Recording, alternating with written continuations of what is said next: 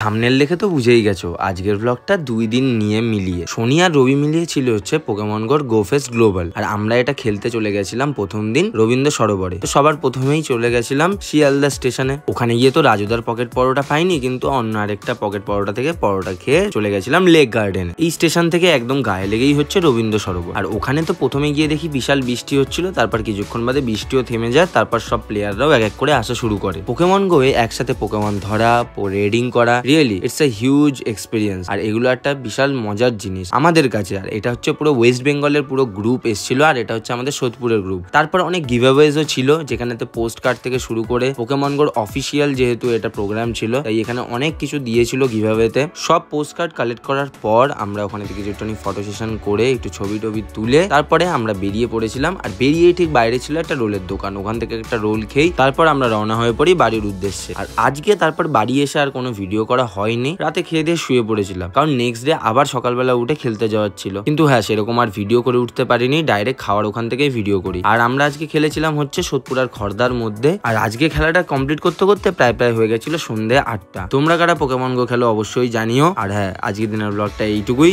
আবার কালকে নতুন দিনে নতুন ব্লগে দেখা হচ্ছে।